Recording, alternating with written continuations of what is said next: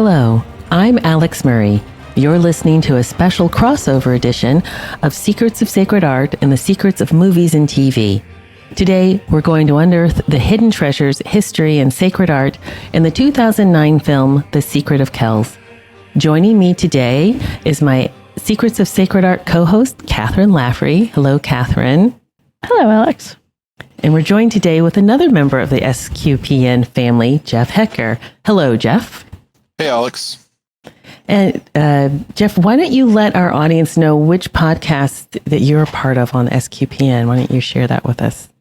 Yeah, so I'm primarily on the Secrets of Middle-earth, along with Alix sometimes, and I've also been crossing over to Secrets of Movies and TV, so a fair bit recently, but primarily Middle-earth is where I like to roam, so...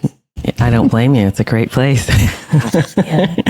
Yeah, so please follow The Secrets of Sacred Art in Apple Podcasts, Spotify, or your favorite podcast app. For a fuller experience, you can join us on the SQPN YouTube channel, where you can see all the images we're discussing on the show. You can find us on social media at facebook.com/StarQuestMedia, on X at SQPN, or on Instagram at StarQuest Network. So we're just going to do a little bit of a summary, which I think I got from I can't remember the name of the movie app. You know, it's like IMDb. Thank you. I just know that it's like the yellow background and black letters. I never even look at the letters. So I found a really good summary there, because trying to summarize this film, I think, was a little bit of a challenge for me. So here we go.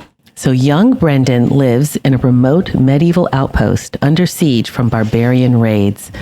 But a new life of adventure beckons when a celebrated master illuminator arrives from the Isle of Iona, carrying an ancient but unfinished book, brimming with secret wisdom and powers.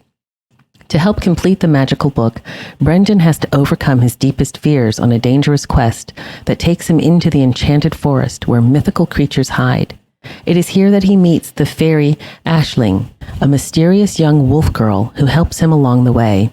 But with the barbarians closing in, will Brendan's determination and artistic vision illuminate the darkness and show that enlightenment is the best fortification against evil? So this film it's interesting. So this film was produced and financed through the European Union, or the EU, and other financial backers, including, oddly, something called the Tax Sheltering Invest of Tax Shelter Productions. That sounds kind of weird. That's exactly what I said. I froze it when I saw it on the screen. I thought, I don't know what to think about that. But anyway, and it was an Irish, Belgian, and French production, and it received a nomination for Best Animated Film, but it lost out to Pixar's Up, which is also a fantastic film, actually. Yeah. So now Kathryn and I have lots to say about this film because we've seen it before, and we'd like to hear what you think about it, Jeff. Had you heard or seen The Secrets of Kells before? And what were your impressions of the film?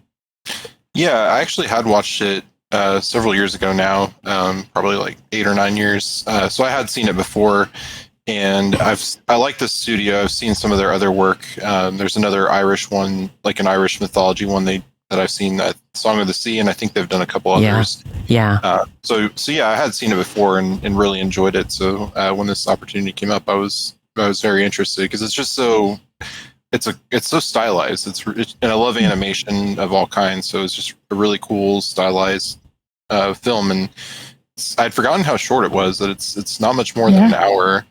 But I feel like they pack a lot in there. And very minimal in some ways of animation, like some static backgrounds with movement, and very minimal dialogue at times. But it's just so, I was watching it. I did it over a couple nights and was just really sucked into it's very atmospheric. It kind of sucks you in, and you feel like you're, if you turn the lights off, you feel like you're kind of in the forest or in the cave or wherever they are. So, exactly. So yeah, I really enjoyed this one. Yeah. Kathryn, how about you? I had watched this, I think, until you had mentioned it, Alex. I had never, I didn't even know it existed until like maybe a year ago.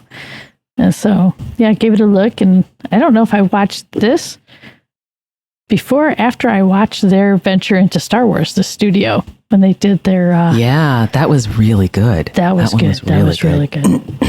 So, yeah, so it was neat to jump in and see it. I have to admit that at first I was extremely confused because I know so little of the timeline. And then because I had just visited you, I was confusing different Irish and Scottish and English saints. And I'm like, okay, never mind. I'll ask Alex. So, I thought it was interesting. It was, I mean, I knew more about the Book of Kells itself before the movie, just because our Professor David Clayton had did a podcast on it, and ended up getting the app that has every single page of the Book of Kells, and I can zoom in and look at all the details. And that's an great amazing for drawing. App. Yeah. Oh, absolutely. Yeah. It's stunning. It's stunning. Yeah. Yeah. It was worth every penny I paid for it. I love it. Yeah. Absolutely. Absolutely. Yeah. Well, I had seen this film years ago when my children were quite small, and we lived in Norway. And one of the exercises that we had in Norway is every week I would buy a DVD. Remember those? And and they, because we had to learn the language, and so we would watch a film, and we would either have it in the English text with the Norwegian language, or we would have it in the English language in the Norwegian text. And it was just a way for us to get used to the language, start to slowly hear and recognize words and stuff like that. So this was one of the things that we got to help us. And I loved it from the beginning because I absolutely love the animation. I just thought it was, it draws you in, like you said, Jeff. It's so extraordinary, and there's so much to look at. And I think if you're a really visual person, this is something that you can watch again and again and again, and maybe not necessarily pay attention to the story, although the story is interesting. But if you're a visual person, or if you have children who are quite visual, this is, I think, a great film for them to see. And again, like you, Kathryn, I was very much aware of the Book of Kells, and I was aware of Saint Columkill. He's my oldest daughter's patron saint, and we have been to Iona several times. So it was very much a real thing for me to see this. So there was a lot of familiarity for me, but I can understand completely why you would get different names of the saints, because after a while they do kind of start sounding alike. They were all Irish, and they all came over here, and they all, did these extraordinary things. So Saint Columkill, the anglicized name for him is Saint Columba. So people might not know him as Columkill, but they might know him as Columba. But Saint Aidan is Saint Aidan. And I have a lot of Aidens. It sounds like such a popular name. Yeah. And there's also Saint Ninian. There's Saint Mungo. Some cool names for some of these old Celtic. The Celtic saints were quite intense. We used to read about them. They would sail from one island to another on a leaf or on a piece of dirt or something. They just all these fantastic stories about them. Yeah. So, okay. So let's see. Kathryn, did you want to talk about some of the we're talking about the beauty and how visual it is. So why don't you talk about some of the things that you picked up on? And Jeff, please feel free to jump in anytime. If anything strikes you, we'd love to hear it. I know recently we did talk about Fantasia on movies and TV. I don't know, did we do 2002 or did we just do the original Fantasia? I think it might have been the original. Go watch the show. Yeah. But when I first started watching Secret of Kells, there were a lot of familiar moments. And I had recently rewatched Fantasia 2000. I needed some beautiful music in the background when I was working. So you had to go to Fantasia. And when I saw with the opening shot of one of the last sequences, I kind of felt like, okay, we have a similar character here. And I wondered if anyone from Secret of Kells had worked on Fantasia, because it would have been just a few years before. Yeah. So I don't know if anyone else sees the similarities like I do, but both were kind of forest fairies, that were responsible for helping out and living within the woods and taking care of it. So I don't know. What did you think? You go first, Jeff. I want to hear what you said, because Kathryn and I we can like get lost in these images. So why don't you, if you have any thoughts or anything that strikes you? I don't know if I've seen Fantasia 2000, but yeah, I can definitely see. I definitely see the similarity here, and looking at this too, this almost gives me vibes of Moana, which I know came after Secret of Kells, but it's almost like a very similar image of the can't think of the name, the heart, the island that the goddess. Oh, right. Moana, because my kids love Moana, so we watch it pretty frequently. But yeah, just the face peeking out of the forest, and I feel like I've seen that image in other anime and other kinds of animation things. Yeah, it seems. I mean, I know it's not this isn't the first time we see that kind of peeking out of the forest, but it's very cool here, like the very stark white compared to the green of the forest. Yeah. And I have to say, so this is the character Aisling, and and what's interesting is, a lot of the names mean something in Irish culture, and Aisling, and I didn't know this until I looked it up. This is the spirit of poetry. And creativity, almost like a muse that draws Brendan into the forest. Yeah, so she's more than a fairy. She's like she's the I believe, from what I've read, she's like the embodiment of poetry, which I think is nice. Yeah. So she's not just a girl. She's something. As the film goes on, you realize, okay, this is not like some little kid that's living in the forest. This is somebody really special and different and magical. Yeah. So one of my other favorite things about this movie is the shapes of all the characters. Yeah. I love that they're all a little different. Like you mentioned, Moana, all the characters kind of have like a similar shape. Or like in Lilo and Stitch, same thing. They kind of built off. This is so different and so crazy that when you look at the credits, they actually have one of these guys named as Brother Square. Yeah, yes. And we know who that is. Like, you can look at him. Yeah. No, it's really interesting. And I think it's interesting how they have kind of an international flair here. Now, certainly, at this time, I don't know if either one of you have ever read the book, How the Irish Saved Civilization. It was something that was published in like the late 80s, early 90s.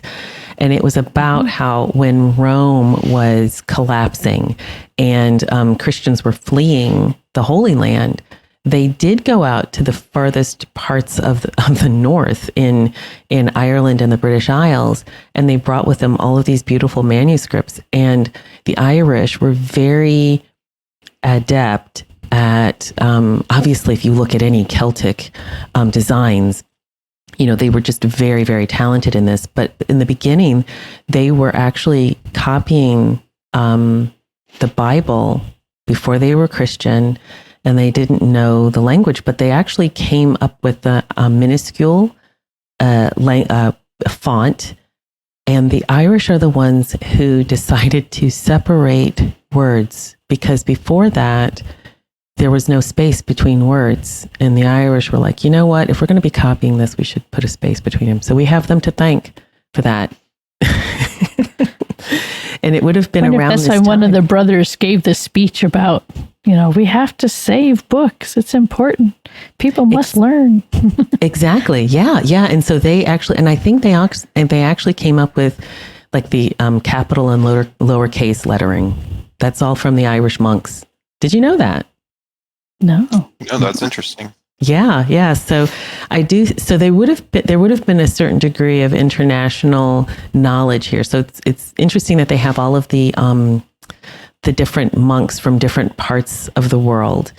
And what's interesting, if you look at the African monk, one of the prophecies. Now, this is something that a priest told me here. So St. Columkill had the gift of prophecy, and he prophesied that when the British Isles was reconverted, and of course, remember, this is like in the 300s or something, and I'm sure people are going, what do you mean reconverted? We haven't even converted them the first time round. But anyway, he said when the British Isles are reconverted, the priests will have black faces.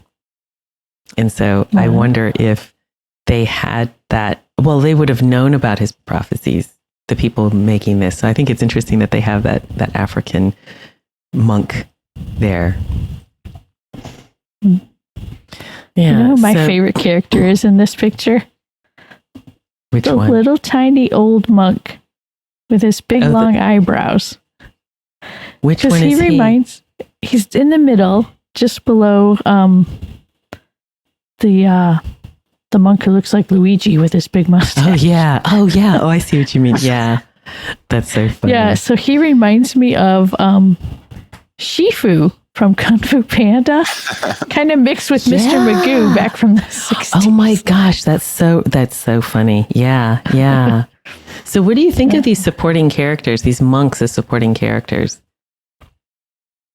Yeah, I actually have met several monks in some of my education, and spent some time around a monastery. So it is kind of funny because you get to know that on the outside. I mean, these guys all look very different, but when you're around a bunch of Benedictines, they're all wearing the same habits and everything.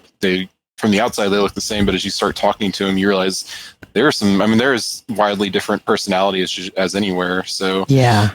It was kind of funny to me to see this reflected on the screen with these varying personalities all within this, and these guys are they're not. I don't know if they're supposed to be Benedictine or another order at the time. I guess at the time they may not have really had an order per se, but I'm thinking. Well, I know St. Columkill had an order, and okay. Maybe they could have been a descent. Maybe they could have been a part of that order. Yeah. But no, I liked how they did have very distinct personalities that did kind of reflect in how they looked. But what I thought was they were so cute because they were very loving, weren't they? They were supportive of each other. They were supportive of Brendan, whom we've not met yet. And this is actually, I just now am seeing Aidan in the middle of all of this. So this is when the monks come out and they greet Brother Aidan, who had escaped Iona after a Viking raid. The only monk that I think was a bit of a wet blanket was the Abbot Kellic. And he's Brendan's uncle. And he just had like no joy. Do you know? He was, I felt badly for him. I really felt badly for him through the whole film because he was so fearful. I guess we should tell people, he had this idea that he was going to build this fortress around the monastery in an attempt to protect themselves from the raiding Vikings that were coming from the Northmen. And I think before the raids started happening, this was probably a joyful place. This was maybe a place where they were supportive and supporting the locals, the people who lived on the island, who weren't necessarily, religious. They were just the villagers. So they seemed to be like a really nice community there. But then the Viking raids started, and of course, people would, they would move from island to island as the raids happened if they weren't captured and turned into slaves or killed. And so he had this idea that he was going to build this wall to protect them from the Vikings. And he pretty much stopped everything else. There was no, they did have the scriptorium, but that wasn't his emphasis. His emphasis was this wall, and he was really obsessed with it or by it. And it really weighted him down, and you can tell in the film. He's this big man, but he's just weighted down by his fear and worry, as he should be, of the Vikings. Yeah, I was wondering if maybe, I mean, because we know he's Brendan's uncle, so I was wondering if his sister or brother, I guess, had been killed in one of those type of raids, and that's why he took Brendan in. And maybe that's what's led to him being so, because it was kind of an interesting dichotomy between the monks doing the spiritual side of building, or of illuminating the manuscript, and him wanting to build the wall. It's like that, physical versus spiritual type of work, and really they should go together. But in this case, they were he was only doing one, and you actually saw him like pulling, helping build the wall or I guess the tower or something, like pulling a pulley to lift things up and stuff. So he was I think he was interesting because he was so focused on that. And then of course, by the end, he's kind of regretted that that's all he focused on was the physical. Yeah. And that's kind of a lesson for life too, for us, is we spend a lot of time worrying about the physical, and then we, as people get closer to the end of their lives, they regret not just spiritual things, but regret doing other things. But it's like, I should have worked less. I should have, spent more worked less, prayed more. Yeah. So and it was such a contradiction with the opening where you have them, I loved how we had Ashlyn talking about she's been a salmon, a wolf, a deer. But then when they get into them chasing the goose around the compound. Yeah. And, just the fun craziness, the kids playing what looked like lacrosse. And I asked my husband what that was, and he said that was field hockey. So again, field hockey, because they were trying to, this film is also kind of wanting to emphasize Irish culture. So that would have been a very ancient game that the Celts would have played. Yeah.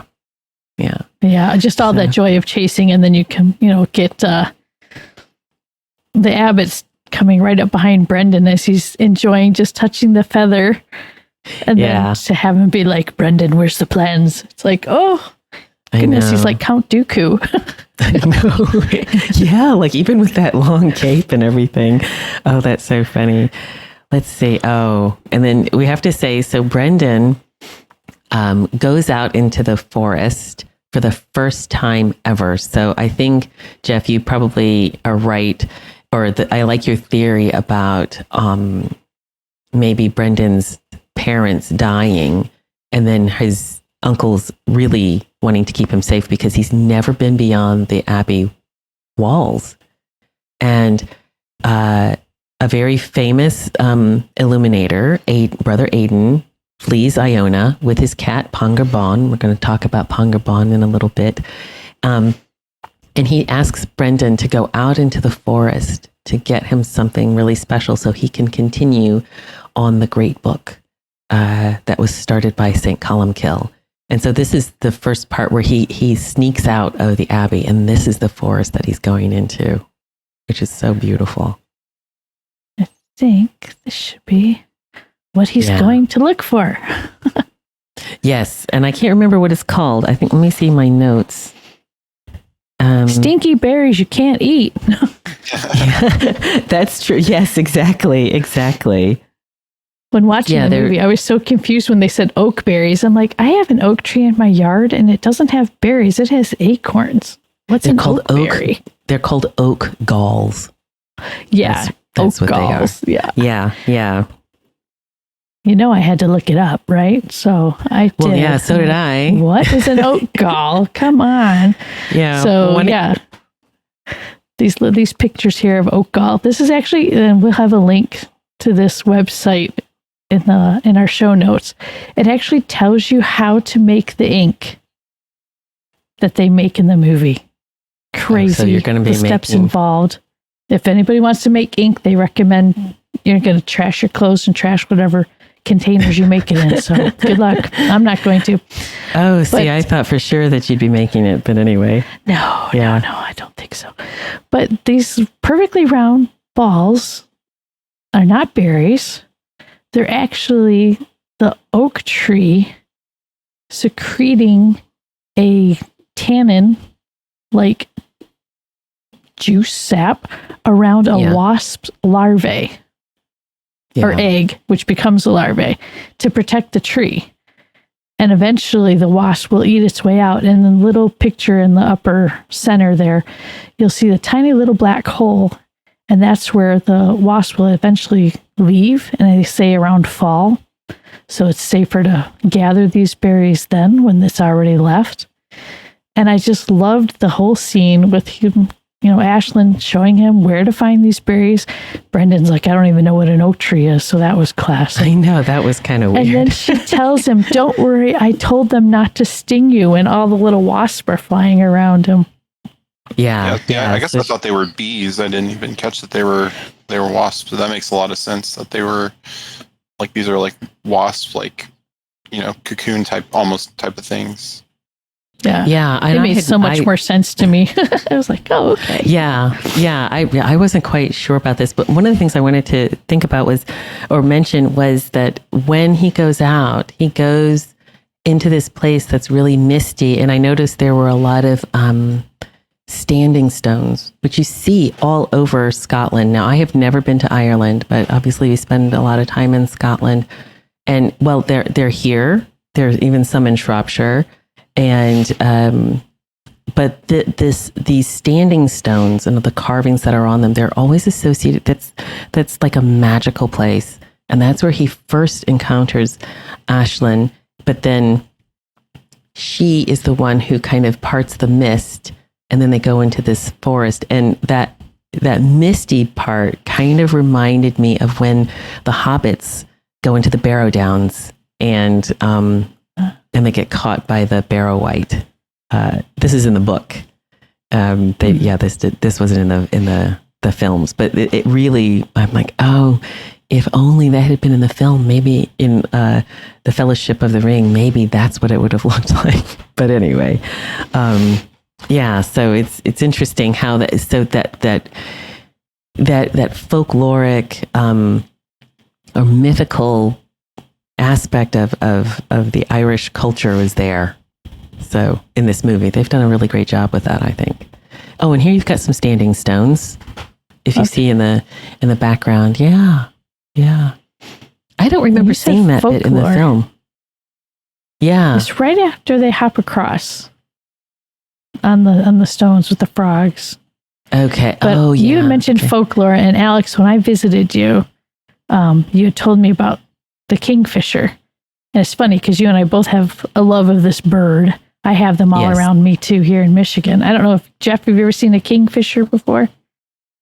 I don't know that we really have them in Texas. Probably not. They like the water. They might be. There might be some in more wet regions, but I'm in the Dallas area, so we're not super marshy. Okay. Yeah. So, well, I will tell you the story about the kingfisher. There's such an incredibly beautiful blue, like a jewel blue, and then their chest is like a bright orange. And there's an old carol called Rio Rio Chiu, and it is supposed to be a kingfisher declaring the I don't want to say the dogma, but he's saying that the Blessed Virgin Mary is the Immaculate Conception. And it's an old, this is a really old carol, but all of the words, don't ask me to repeat any of them because I can't remember them, but it's about how he's declaring that this is the Immaculate Conception. This is she who is without sin. And it's just a really neat thing that you'd have a little bird singing that song. But I just wonder if they gave it to the kingfisher because of his blue mantle. He's the one that gets to remind everyone of who actually wears the blue mantle. So, so it's nice that they pulled that in. Colors remind us of Mary in icons. Exactly. Yeah. So maybe we can stop here. And I want to just take a moment to thank our patrons, if we could. And they make it possible for us to create the Secrets of Sacred Art, including David G., Rick A., Christina T., Dennis G., and Jeffrey F. Their generous donations at sqpn.com/give make it possible for us to continue the Secrets of Sacred Art and all the shows at StarQuest. You can join them by visiting sqpn.com/give. So, all Should right. we jump into the forest again? Yes. And why don't you talk about this, Kathryn? Because I know you love this. I love this because this is what I experience every winter when I get to go cross-country skiing for the first time. And I go through the Cathedral of Trees in the park near me. But I love the scene where you have Ashlyn taking Brendan back to the Abbey because he was a little lost with his newfound berries. And just seeing the way that the trees are making these perfect Gothic arches and the way the light comes through, it's like walking through any Gothic cathedral. It is. And I love the bluebells. You have bluebells in Texas, don't you, Jeff? Surely. They're like Texas bluebells, right? Or am I making that up in my head? Well, Bluebell's a brand of ice cream that here. But I think, No. I mean, I think we have. I think I've heard of Bluebell, so I think we do have them. You've got Probably more that famous is for too. Blue Bonnet. So. Oh, maybe that's what it is. That is too funny. Oh my gosh. No, but if you just look at the bottom part of the trees, you can see the hint of bluebells and they kind of look magical. So right now in England, I think in Scotland, it might be a little bit later because it's cooler up there. So the bluebells are kind of really at their best. And if you see them in a distance, because, they have the forest floor is green and then they've got these bright blue flowers and they look almost like they're hovering. They're just and glowing. They're so beautiful. And that's what I loved about this, because I get to, sometimes you stumble upon them when you're going out into the forest and they're just gorgeous. They're just gorgeous. Now in Michigan, we get another special forest flower, and that's the Trinity. The Trillium. Okay. Sorry. Trillium, I said Trinity, but that's have very dark green leaves. They blanket the forest floor, especially in really heavily shaded areas. And then they'll have 3 dark green leaves and then 3 very white petals with a golden center. And just like you said, they look like they're just floating across the floor. Really magical to be able to see things. I love forests. I'm so glad I live in the north where I can go into these deep forests and not have to worry about something eating me. Okay, so so just so you can see how it looks like trees in the forest. And Alix, that's why you said cathedrals look like that. They're supposed to look like trees in the forest, right? They are. Yeah, absolutely. Yeah. And So the Goth. Sorry, go ahead. Oh yeah. So this Gothic cathedral, Chartres Cathedral in France. This is the main nave with that great shape. And then I had to do the tie-in here again with Disney Fantasia from 1940 and 2000, both also using that same tree line, having the Gothic feel to it. Fantasia 1940 originally was supposed to, from this scene that you have here with the procession of people with candlelight, was supposed to end with a stained glass window of Mary. Oh. But they thought that was too focused on religion. And so instead it ended with a sunrise. Yeah. I didn't know that. And then Fantasia 2000, similar kind of feel, but they made it even more natural because their ending sequence was about the rebirth of the forest around Mount St. Helen after it exploded. Oh wow. Yeah. Okay. So, cool. This one forest does images. kind of remind me of in Fellowship of the Ring, the film, when the hobbits are first leaving the Shire and running from the ring race. You see they're kind of along the forest road, and it kind of makes that like tunnel of trees almost. So it reminds me of that too. So maybe that could be on them. And also, remember when Sam and Frodo saw the elves leaving? When they were that. So the Fantasia 1940, that one definitely reminds me of that scene as well, the uncut version. So you go ahead. I was going to say, so this is kind of towards the end of the film. We're kind of jumping around with these images, but we will kind of wrap it all up and it'll make sense. We just want to share with the audience these really beautiful, beautiful images. This is towards the end of the film. And when Brendan and Aidan are together, and it's the different seasons, I think, of Brendan's life. So the first triptych, if we're going to call it that, because that's kind of what it looks like, as you said, Kathryn, is when he's a young boy. And then the middle one looks like summer.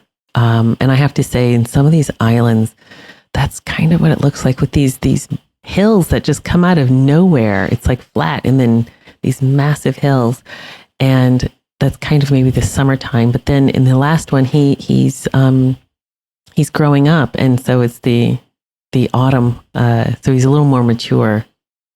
But again, just beautiful watercolor. I think this looks like it's done in watercolor, doesn't it? Yeah. It's very like dreamlike and like yeah. It is. And, but yeah, like I said, this one is more towards the end of the film. But it's the whole film is just one gorgeous scene after another, in my opinion. Yeah. And so this one is actually, this was not in the film, but I think this was a preliminary sketch of Aidan and you said Brendan, didn't you, Jeff, when we were looking at it before?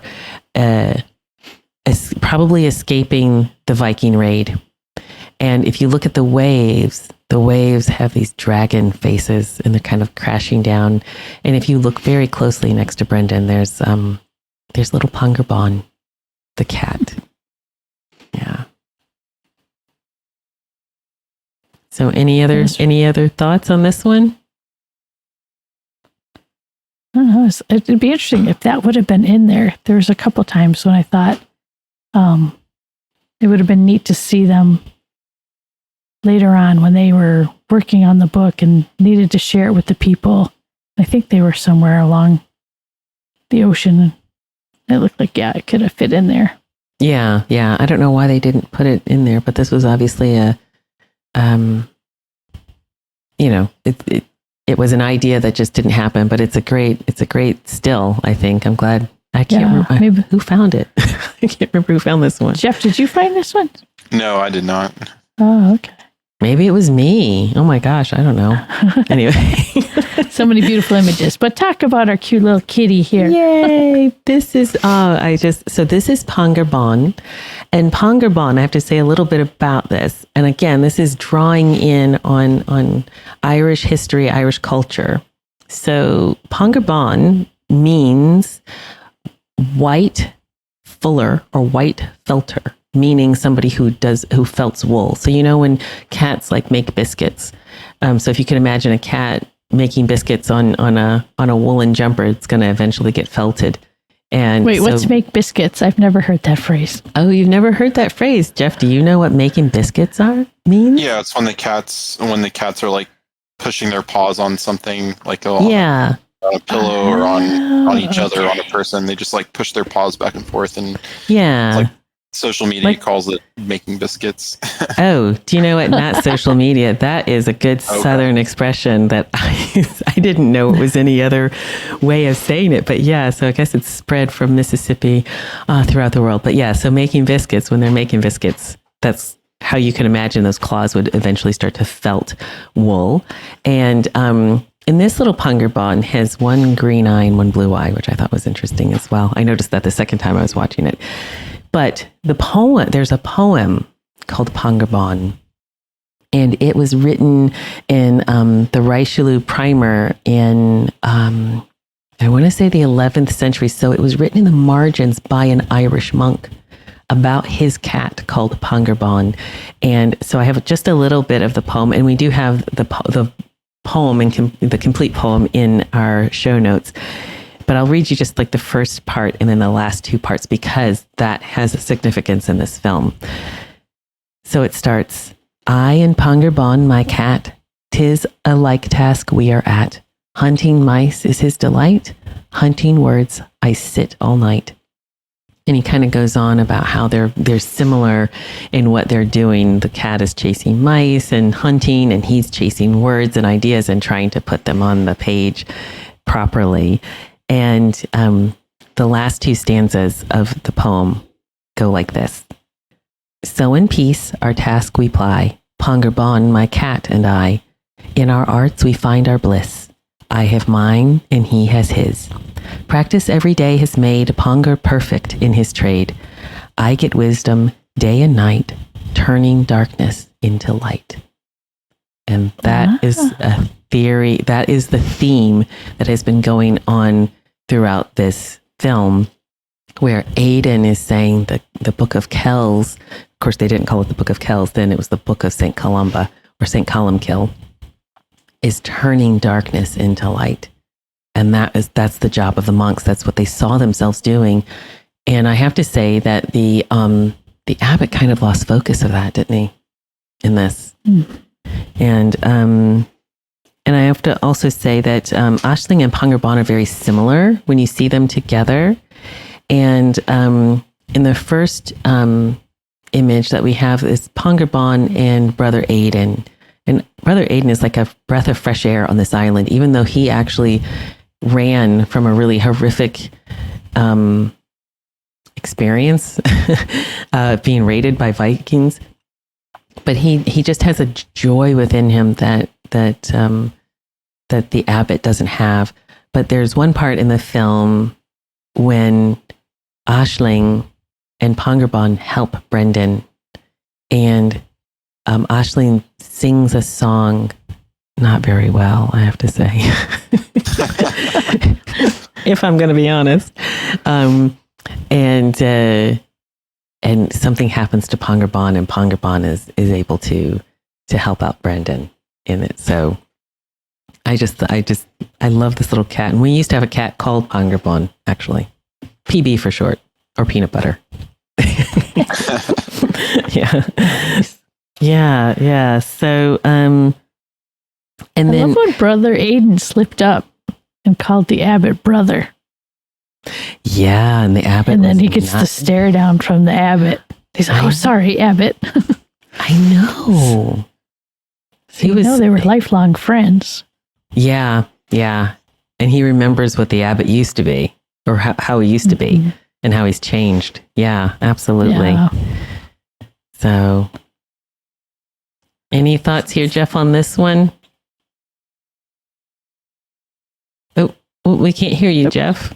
Sorry, I muted myself. That was when Brendan's uncle had kind of confined him because he caught him going into the forest. So Aisling was the one who had to help him get out, but she couldn't get in to get the key because they had to get it they had like Mission Impossible to get it from the abbot's office to unlock Brendan. So she turned Pongerbon into a spirit cat through a song. So it's a very the song was, I mean, it was kind of reminding me of my daughter singing, like when she sings a song. It's like it's just that little kid singing, like sometimes off key, but they're cute. And so that's what it reminded me of, singing a song. Like my daughter could sing a song about a cat, and just it was kind of like I was trying to remember the words to it, but she just keeps. I think a lot of it is just saying Pongerbon over and over again. Yeah, you can go where I cannot. Is what, yeah. But yeah, that was a cool sequence of Pongerbon like turning into like a mist and going and getting the key. It was. Yeah, again, like that magical place that seems to be so. It seems to be quite comfortable in Irish folklore and tales, even the Christian ones. Yeah, and I loved when he scared Brendan when he was sneaking in to try to see the book that Aidan had brought. And you see this big giant shadow of Pongerbon, and he's like, "Arr!" And he's like, "I just want to look." And I loved how the moment Pongerbon offered to him was when he said, "Please, can I see it?" And it was like, "Oh, okay." He said, "Please." Oh yeah, so good lesson for the kids out there. Say please. Exactly. And also Pongerbon seems to be, well, throughout the she's not just an ordinary cat either. No. You know, there's something very special about her. And I do have to say this: if you look up cat prints on medieval manuscripts, you'll be surprised at how many of them have a cat walking across the wet ink. But there are a lot. So they were obviously companions to these monks, these Irish monks. Yeah, so Kathryn, why don't you talk about this? I think this was like a great observation, because I was looking at this and I'm like, this looks familiar, but what does it look like? And you found it. Yeah, there's those great moments in any movie, and George Lucas calls it out all the time, where you get that rhyming, that familiar feel to something. It's familiar but new. And as soon as I saw the archway here in the scriptorium, like that feels so familiar. And then I was like, I know what it is. I have a picture of it.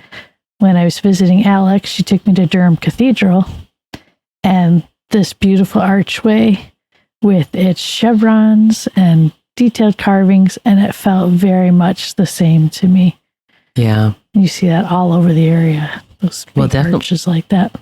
Yeah, and the descendants of the monks of St. Columkill and St. Aidan are the ones who built that. That's right. So, yeah. So it's all connected. It's all connected. Mm-hmm. We already talked about the... Yeah. This scene was so hard to watch. Yeah. I think with this one, so this is an image of so basically the Vikings come and attack the island, and the walls don't stand. And I think they did such an incredible job showing the terror people must have experienced when the Viking raids happened. I mean, it was beyond, it's something that we can't comprehend. And it was such a tragic scene, because I think because of the abbot's face when he realizes what he had been working on for so long just didn't matter. And Aidan told him that, actually. He said, they're coming. It doesn't matter. They're coming. And we've got to do what we're called to do. And it was to finish that book.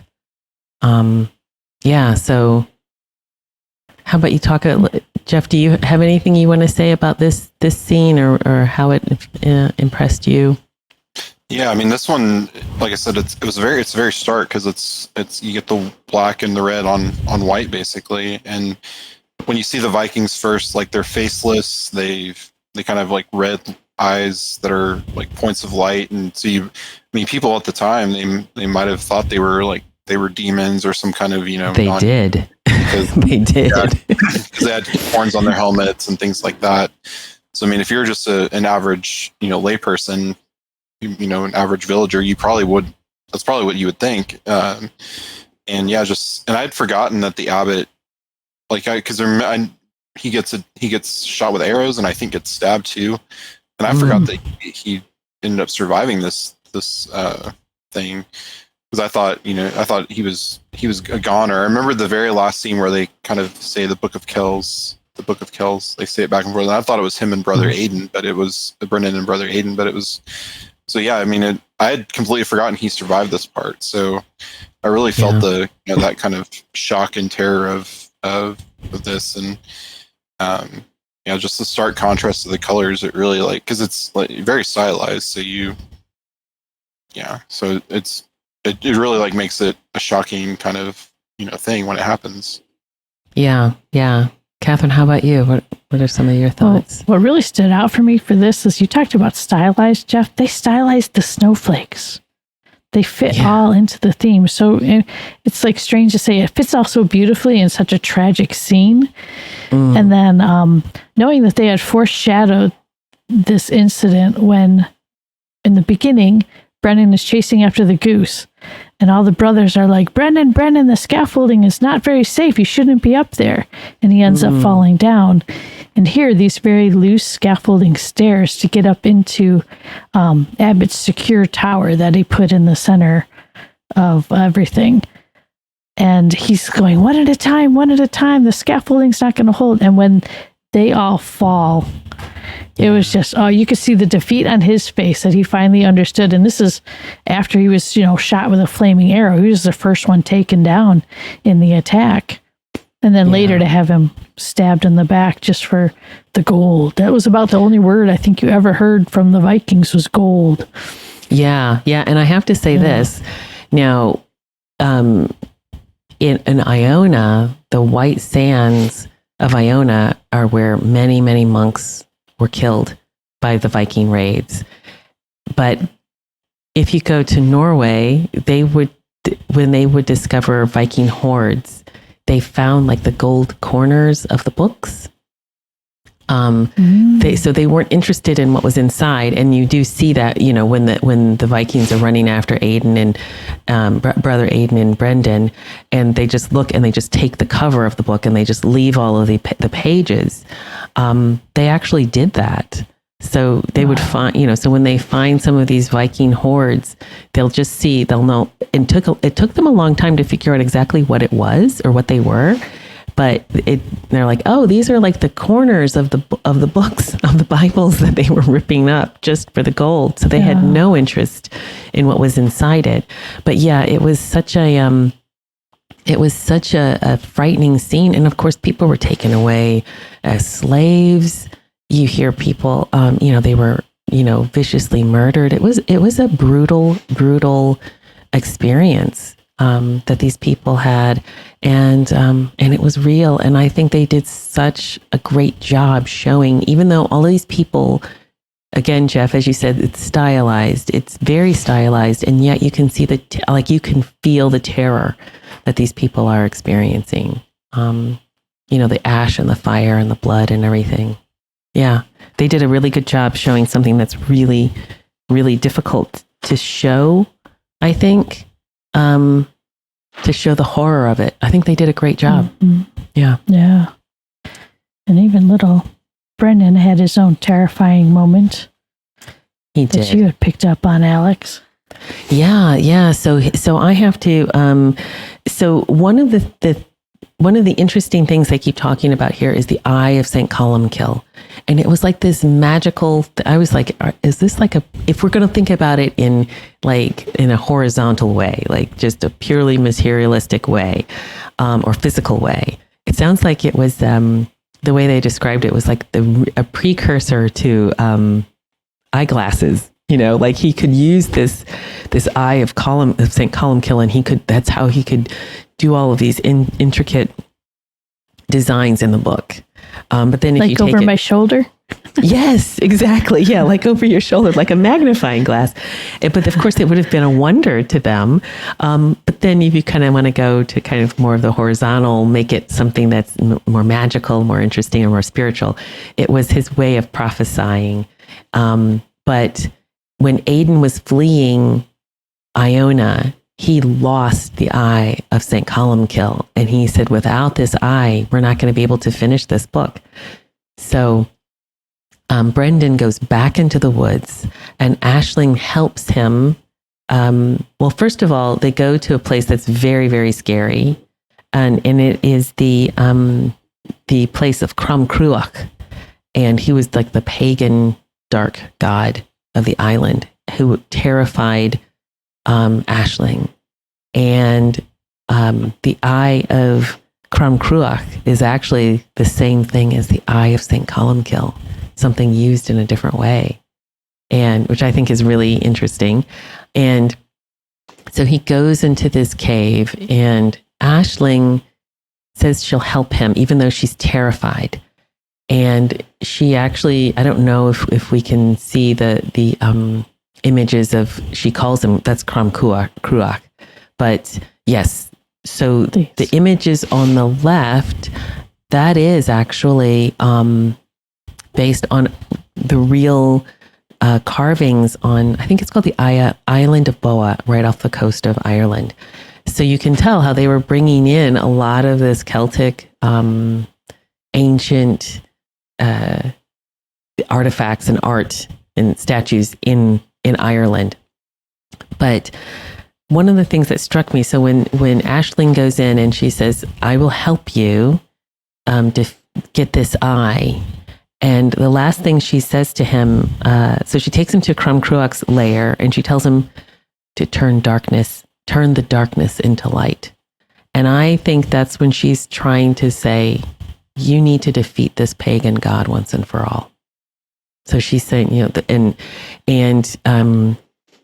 and that's what he does. And he does, I'm not going to spoil how he does it because I just think it's so cool how he does it. It's so like such a fun story. And you could hear if somebody could tell this story, it'd be really cool. So, but yeah, I think that the whole idea of these people were living with their pagan gods and their own myths, and then the Christians coming in and not stamping out everything,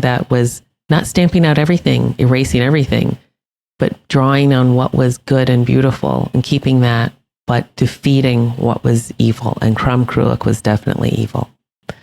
So what did you two think of how he was defeated? Jeff?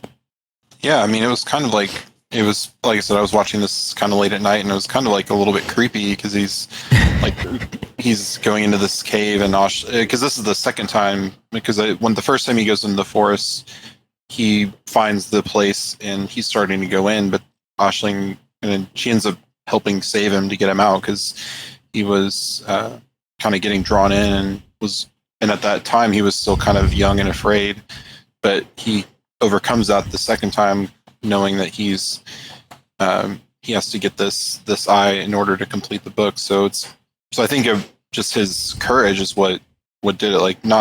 He did when he went in there, he did, but he defeated it. But just having the courage to stand up to the darkness, I think was kind of the biggest thing for him. Yeah. Yeah, absolutely. And then with the Eye of Crom Cruach, which then again, they changed the name to the Eye of St. Columcille, and they're able to start working on the book again. And I have to say, though, when he was in the cave and we see this giant serpent thing going around, and when Brendan pulls out his chalk, the first thing that went through my mind was one of my favorite books, and that was Harold and the Purple Crayon. Oh my gosh. Oh yeah, I remember that. Yeah. Oh my gosh. Do you know that one, Jeff? Or is that before your time? I've heard of it. I don't know that I've read it offhand, but it's really good. Yeah. You can sit down and read it in like people 10 look minutes. That up. Harold and the Purple Crayon.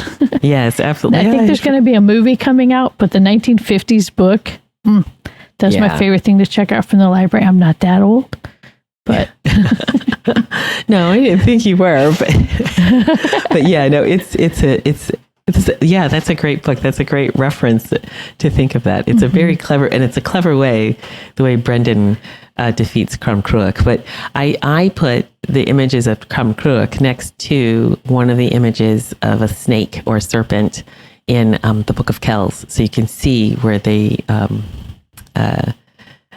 were influenced by that, or they were trying to show a connection between, very ancient Irish or Celtic artwork and the Book of Kells. Mm-hmm.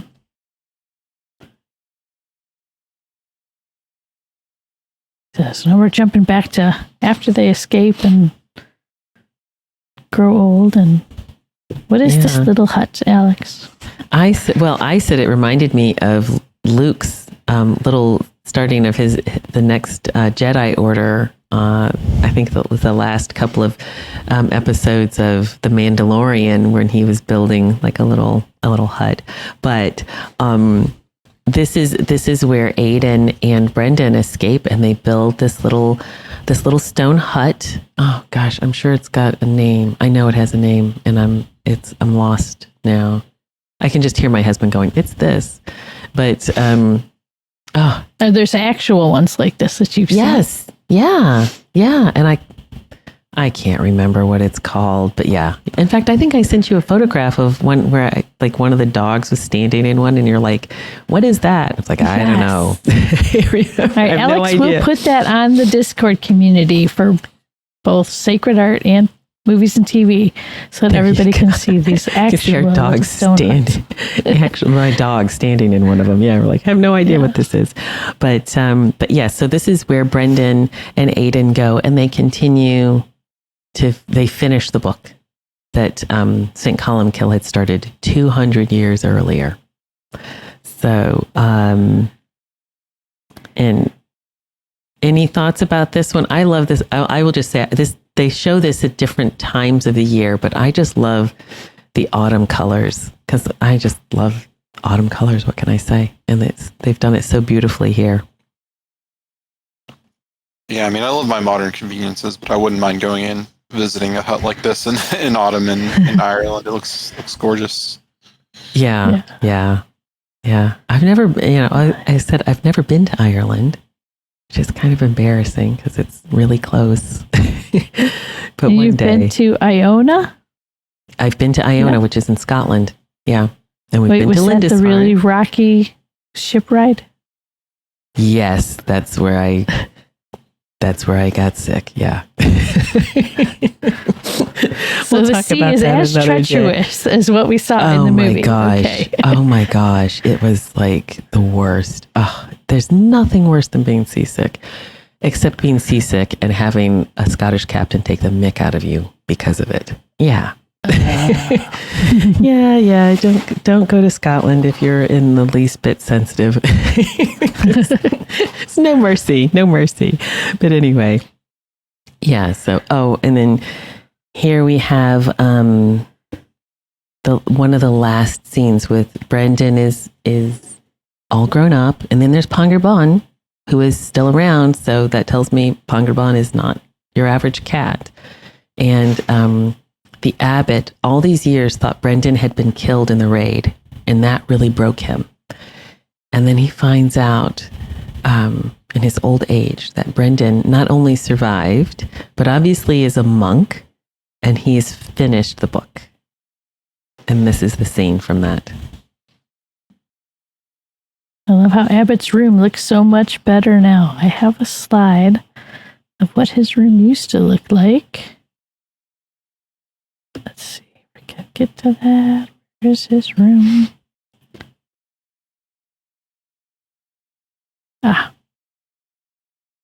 So here's how his room used to look. Yeah, kind of scary. Kind of like Crum Cruick's lair, actually. Yeah, all architectural drawings. I remember St. Aidan calling him out, going, "You used to be such an amazing illuminator. You knew the old ways," he told him, right? Yeah, So sad that, but I was glad to see his redemption at the end there.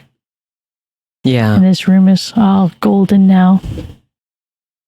Yeah, because when Brendan's first coming in, he's wearing the hood, and the abbot thinks it's the spirit of death coming to take him. And that's right. And it's that, death. It's almost like a last rites type of a thing where he's ready to, he seems like he's ready to pass on, and he thinks he's not going to, pass on alone and with no redemption. But then, Brendan comes in and with the book, and the abbot gets to he still has the page that Brendan had started on. He kept it for these last 20 years or however long it's been. Yeah, so he kind of held on to that hope. Exactly. And what I loved about it is when he looked at it, when he first started looking at it, all of the images started moving, and they came alive, and he crumpled it up. Like, he didn't want to look at it, but then he kept it as this really precious thing, in memory of his who he thought was his dead nephew. And it was really lovely. And so he had been, the abbot had been living with regret for all these years. And in the end, his nephew survived. One of the things I do want to say, I thought about this. When you look at the shapes and the faces of all of these different monks, they're so stylized in character, there are lots of exaggeration on all of them, except really two. And the two that have that kind of look the most balanced, I think, are Brendan and Aidan.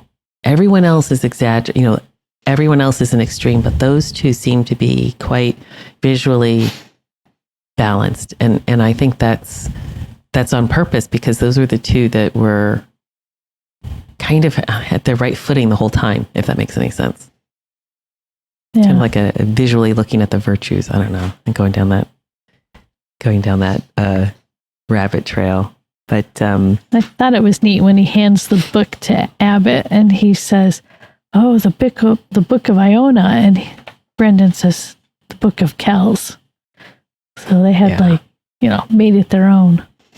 They did. And somebody might be able to help us with this, but I was trying to find the island of Kells or Kell. I couldn't find it anywhere. So I don't know where the name comes from. Do you? Does anybody have an idea? Just one thing, Alex, you kept saying that they're on an island, but early on I thought Brennan said that he's like, no, Abbott thinks islands are dangerous because you can't protect them. That's why we're inland. That's why we're in the forest. I thought they were on the main part of it. Oh, okay. Okay. No, I didn't catch that. Oh, wow. That makes a lot of sense. Do you know, it's so funny because I'm thinking about the two islands that ironically, for a long time, they thought would be the way that they would be protected is on Lindisfarne or on Iona. But you know what? If the Vikings are going to come, they're going to come. And there's nothing you can do about them. Alex, you mentioned Lindisfarne. And the second time I watched the movie, as Brother Aidan is getting older and you see them walking along the beach, Brendan and Aidan, the first thing that went through my mind was Lindisfarne. Because St. Aidan went there, yes? He did, yeah. Yeah. And so when I see them walking along the beach, and I was like, oh, I just wanted the tide to go out so that he could walk that path. And you'd know that it was. If you don't know what I'm talking about, watch was it our second episode? It was our second episode. Our second episode, we talk about the island there and how you can access it when the tide goes down. Yeah, and the Viking raids and how we found something really interesting that even the people in the museum didn't know about. Yeah, that's right. It was very cool. It's a cool moment for the Secrets of Sacred Art, gals. Yeah. Yeah. So one last image. Okay. Oh, of course. So this was the page that Aidan wanted Brendan to finish, and this is the Cairo page or Kiro page, I guess, depending on how you want to pronounce it. But it's an X and an R or X and P. And Kathryn, why don't you talk a little bit about this? Because I think you've done a little bit more research on it. How they made the page in the movie look exactly like the page in the actual book. They did a really good job with that. They did. Thankfully, in the movie, you get to see it in full bright colors because the page in the book is fairly faded, and it's really well shown on the Book of Kells app. You can really zoom in on it and look for all those things. Like in the movie, they put it into motion, which is really fun to watch everything swirling and moving. The cat and mice moving and all that stuff. Yeah, and the snake with Brendan's face. Yes. That was so cool. You want to know one of the reasons why the real Book of Kells doesn't look quite, I mean, obviously it's over 1,000 years old. That's one of the reasons it's faded a little bit, but it doesn't quite have those strong colors is because, and are you both sitting down when I tell you this? Yes. In the 19th century, they wanted to flatten out the pages because it's vellum. And so it was curling. And they thought, the way to flatten out the pages is to soak them in water. Oh no.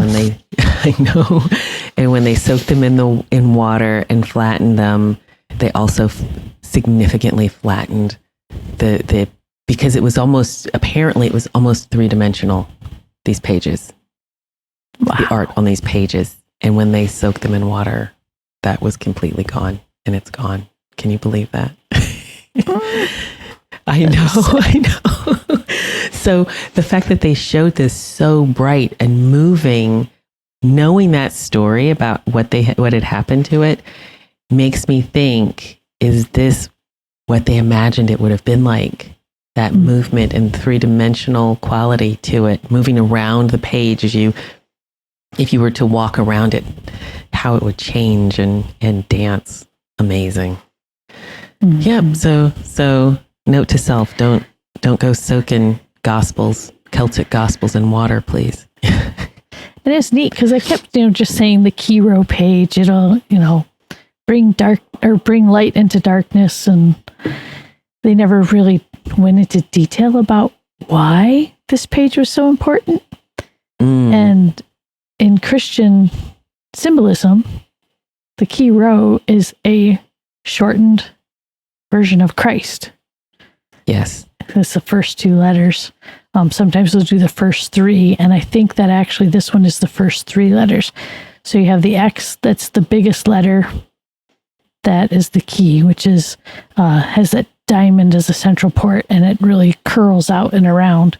And then down below, where you said the snake's head was, Brendan, that's the row. And then there's an I that runs up and down through that.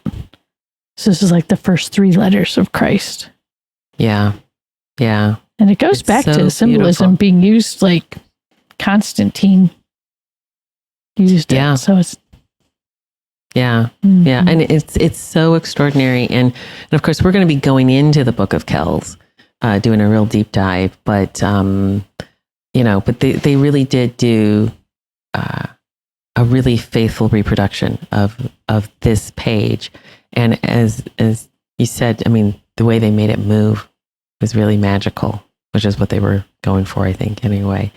So, well, I guess if anybody has any final thoughts, Jeff, did you want to add something about this page or something about the film itself or anything before we start wrapping up? Yeah, nothing specific about the page other than, that was a really cool scene of getting zooming in on it and kind of going around it in 3D. That was really cool. But just definitely recommend this film and others from this studio. I haven't seen all of them, but they've done a couple others. So it's and a lot of them are in the same kind of style, same kind of animation. So if you like this, there's more that you can look up. So, I really enjoyed this film, and I'll probably watch it again in a couple of years, and maybe after I learn more about the Book of Kells, because I knew a little bit. Well, we're going to be talking about it, Jeff. So you'll have to listen to that one. Tune in. Yeah, and also I'm thinking about the Star Wars. Is it Tale of the Jedis? Yeah, Visions for the studio. Visions. Thank you. Season 2. Yeah, so there's a Visions episode by Cartoon Saloon, and also there's a Secrets of Star Wars episode talking about that particular episode. That's actually one of my favorite Visions episodes, and I watched it specifically because I knew Cartoon Saloon had done the illustration or done the animation. So Kathryn, do you have any closing thoughts about the Book of Kells or the Secret of Kells? No, I'm glad I watched it again after the first time I watched it, and then just to pick up those fine little details of where they are hinting at a greater truth that's in there, a little subtler than say Lord of the Rings. Yeah, but it still gets it in there, and there's a lot of Irish history I don't know. So yeah, do you know what? Yeah. And I have to say this: I know enough about Irish, especially there's such a complex relationship between the Irish and the British, and I would say that living here and interacting and coming across, especially obviously in the Catholic Church, they are definitely, it's a distinct culture. It is not a British culture. It's not. It's an Irish culture, and and I know enough about the relationship between the kind of the history of Britain and Ireland to know that I don't know anything. So I have no comment on anything, because it's things that my husband talks about and other friends and just, like I said, meeting people. It's a wonderful history. It's a wonderful culture, and they've contributed so much to how we understand and see our faith visually. And also, music and prayers and things like that, and all the saints. So it's nice to see that culture being honored, even if maybe there are some things that we would have preferred to see emphasized more than others in this film. But I like how they really did pull out some very interesting and unique things about Irish culture that I didn't know before. So, yes. So thank you for listening to the Secrets of Sacred Art on StarQuest. And to find previous episodes of the Secrets of Sacred Art and to send feedback, please visit sqpn.com/sacredart. You can send us comments by email at sacredart@sqpn.com or by leaving us a comment on YouTube. Join us in conversation by visiting Secrets of Sacred Art channel on the StarQuest Discord community at sqpn.com/discord. And this is the last episode for season 2. And Kathryn and I are going on a brief hiatus to record some new episodes and to unearth more hidden treasures, histories, and deeper meanings of sacred art. Be sure to join us next season when we're going to discuss the Book of Kells, how Irish monks turned darkness into light. And so thank you so much, Jeffrey, for joining us today. And you're a trooper, because Kathryn and I we're such nerds when it comes to imagery. So you're a real trooper to hang out with us. It was kind of cool. Absolutely. Thanks for having me. So thank you, Kathryn. I'm looking forward to seeing you in season 3. And it'll be here before we know it. As always, we hope our viewers find something beautiful. Get out, find some sacred art, and send us a message. Tell us what you'd like to hear more about. Yeah, absolutely. Absolutely. Yeah. Take care.